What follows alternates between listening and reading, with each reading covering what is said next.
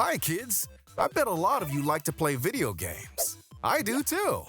Did you know that people who can't use their arms or hands can play video games? I want you to meet a good friend of mine, Matt Brown, who is an expert on something called adaptive gaming. Hi, Matt. Hey Spike, welcome to my basement, welcome to my world, welcome to somewhere special that I'm taking you today. Today, it's all about video games, and it's where we're about to be. Whoa! Matt, where are we? Spike, we're in video game land. It's where I call home. It's it's part of me, it's part of my culture, it's part of everything I am. This is where I'm known as Captain Canada or Canada. I've been a gamer for 37 years, and I'm glad that I got to bring you into my world today. This is so cool! And I love how you have your own name in the video game world. Matt, let's jump back into the real world because we have something important to talk to students about. So Matt, I know that everyone can play video games. It doesn't matter if people can't use their hands or arms. Spike, absolutely. And I'm someone who identifies with a disability. I live with something known as complex regional pain syndrome, which is a conversation for another day.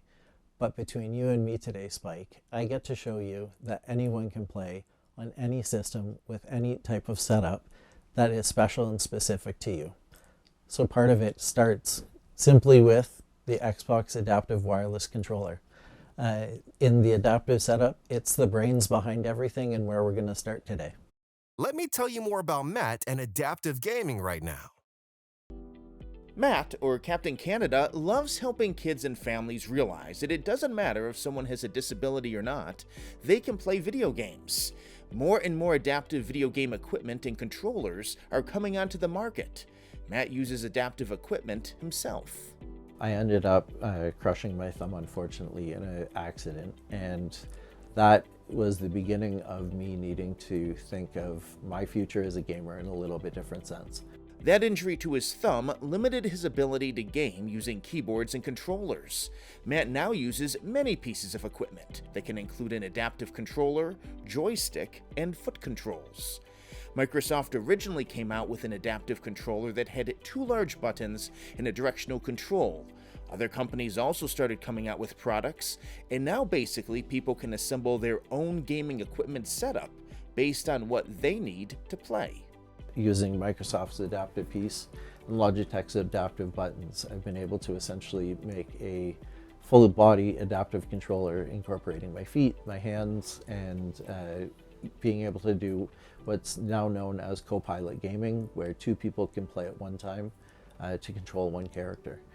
So my growth as a gamer over 37 years is now into a brand new world of being able to explain to families of those with a able need what's available on the market, how it integrates together, how it functions together, and then what are the best games that you can play with the new equipment that you have to get the best experience overall. There is now even technology to allow people who are quadriplegics or who cannot use their arms and legs to operate game controls through their mouth or use their eyes to play certain games.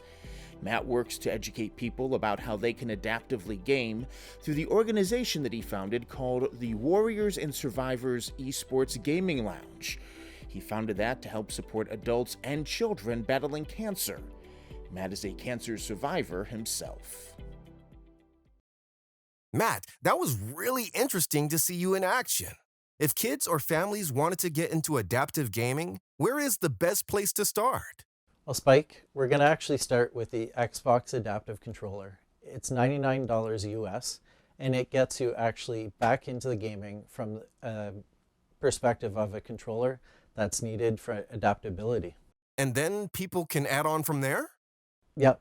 And Spike, the other good thing about having this Xbox Adaptive Controller is as you grow within your video games and you learn about more as yourself as a gamer, you can actually expand it to include additional buttons and controllers to your gaming style and play that works for you. Thanks, Matt, for sharing all of that with us. Spike, thank you very much for coming to my world. Thank you very much for coming to Canada. It's been a long time coming, and I'm glad that I was able to show you adaptive gaming today. Let's get back to our racing game, and hopefully I can beat you this time. We'll see you next time, kids.